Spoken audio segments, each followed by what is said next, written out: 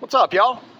T here once again with Mountain Readiness, coming to you from the back 40 here in northwestern North Carolina. So we have been super busy these past 6 months. All kinds of projects done. We've got chickens, we've got the gardens, we've got the orchards, but it's time to move on to the next project. So what does that project consist of? We're getting goats. I know, I get it. Everybody tells us you shouldn't do it, but here's the issue. We have some ridiculously thick underbrush here in the woods, and most of our property is wooded. So goats are really good about chewing stuff up. So it's that time. But goats also have to have a place to live. So I'm going to be showing you how to build mobile goat sheds. So stick around. Let's get started.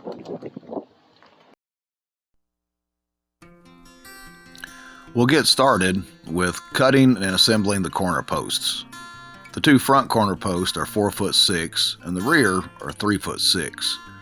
I chose these measurements that way I can get two pieces out of one 8-foot 2x4. You'll need 4 of each. Now I screw these corners together. Edge of the 2x to the face. I cut two 8-foot 2x6s that will be the base and the skids of the structure.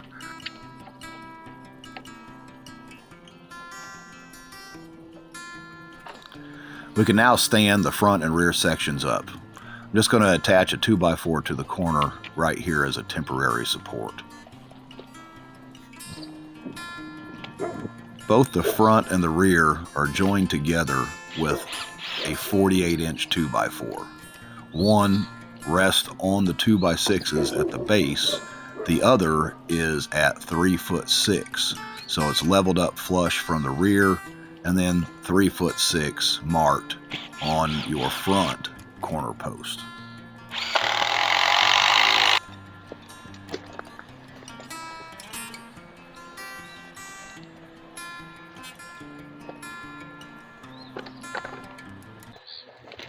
All right, guys, so we're to the point where we need to put our little roof system on this goat shed.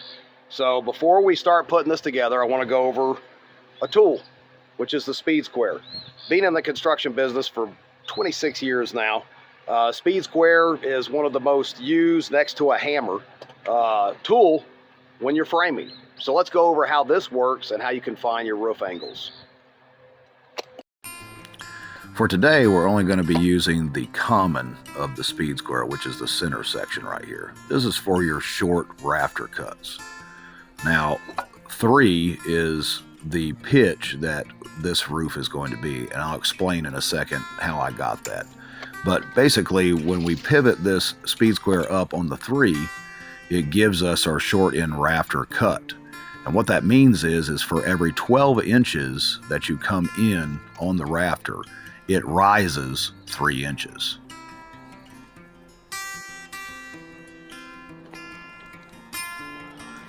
To find the 3 as far as the pitch for this roof, I kept it pretty stupid simple. I put the 2x4 up on the front and rear corner posts. Just let it sit there. I take my Speed Square, place it on the pivot point, and I'm going to rotate until I line up even with the corner post.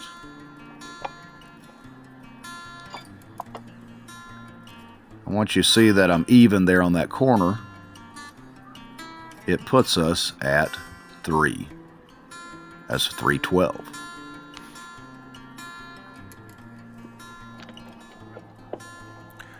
I cut 2 rafters to start, one for the left and one for the right. I flushed it up at the rear, and I put a 16-inch overhang at the front. This will add a little bit of extra protection for the goats and keep the weather out.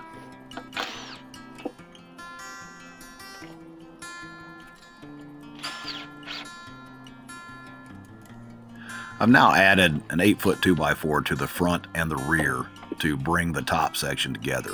This acts as basically a top plate. And as this is an 8-foot wide structure, we needed to add one rafter to the center.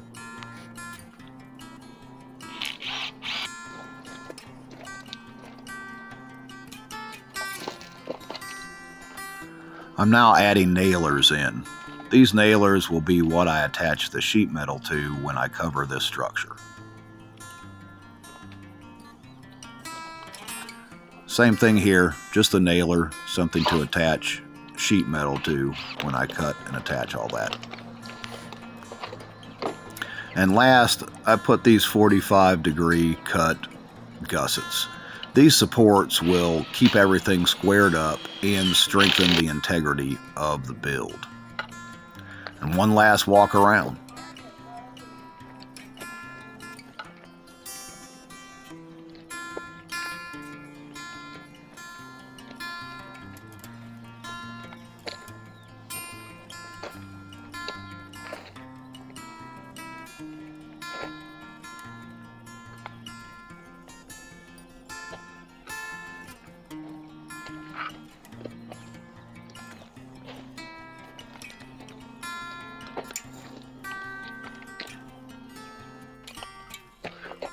And that's a wrap.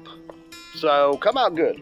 We've got roughly 150 bucks in materials in this whole build, and the design was laid out so that everything that we bought, 8 foot, 2x6s and 2x4s is all we bought for the structure. It's based on 8 foot without using a bunch of scrap. If you look over here, our scrap pile is very small for the whole thing, just a handful of boards. So, you know, it's 8 foot long, it's 4'6" on the front, 3'6" on the rear. So each piece of 2x4, we're getting a front corner and a back corner out of each one. And what I did was I just L'd those together, screwed them into each other, mirrored them from side to side on the same on the rear.